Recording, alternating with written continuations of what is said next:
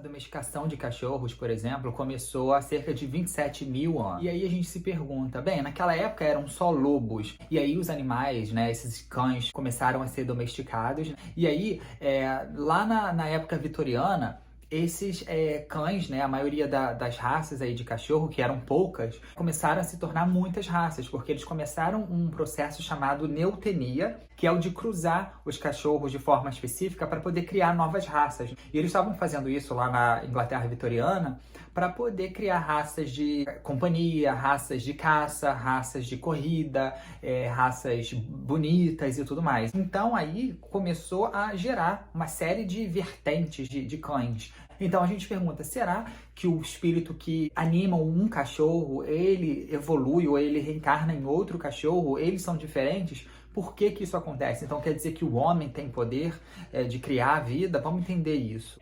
Como a gente sabe, a domesticação de cachorros começou cerca de 27 mil anos atrás lá no Oriente Médio, né, em outras partes do mundo também. E aí isso foi se desenvolvendo durante milhares de anos, né? E aí o que acontece é o seguinte, aqueles animais, né, demoraram cerca de, vamos dizer, 25 mil anos, aí 20 mil anos, até chegarem muito perto dos humanos em termos de condicionamento psicológico, condicionamento psíquico. E o que é esse condicionamento? É quando uma espécie, que no caso é a espécie canina, chega tão perto do humano no sentido de que eles reconhecem o humano como se fosse um deus para eles, ou como se fosse assim, um verdadeiro pai, verdadeira mãe deles, né? Então a gente vê no comportamento aí dos cachorros que às vezes não, acho que sempre, eles até preferem, né, no caso, os humanos deles, do que o próprio filhote deles, né? Então a gente pensa, bem, se eles estão desenvolvendo isso, quer dizer que eles estão muito perto dos humanos, né? E essa questão aí deles estarem super perto dos humanos significa que eles já desenvolvem uma coisa além do instinto deles, já desenvolvem um sentimento diferente, já desenvolvem uma ideia diferente de vida. E aí, é claro que a gente tem toda uma explicação também sobre os chakras deles sendo exercitados, sendo desenvolvidos, né? O chakra cardíaco principalmente.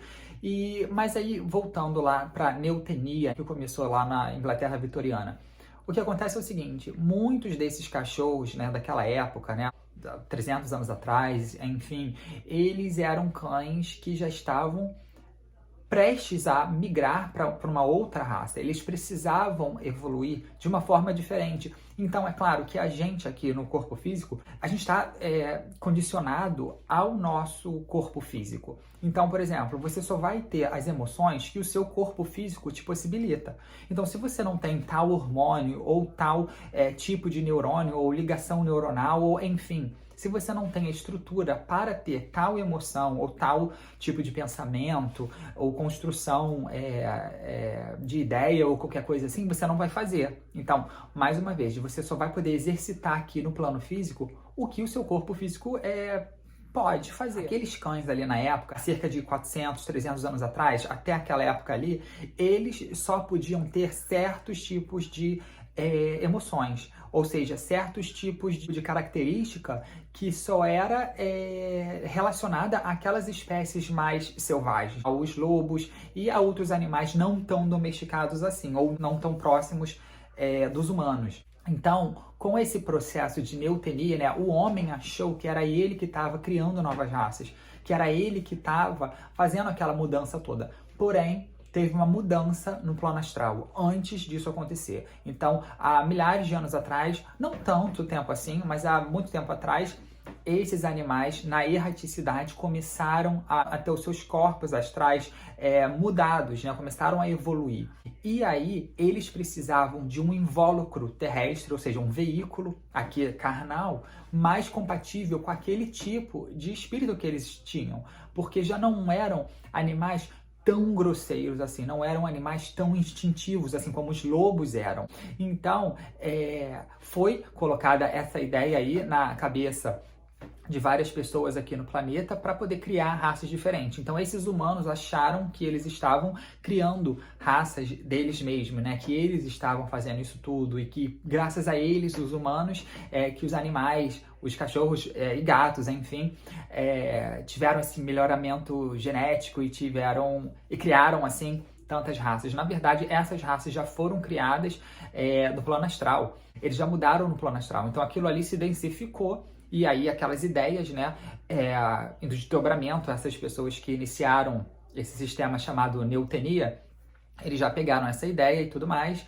e aí implementaram aquilo no planeta Terra, inconscientemente, é claro.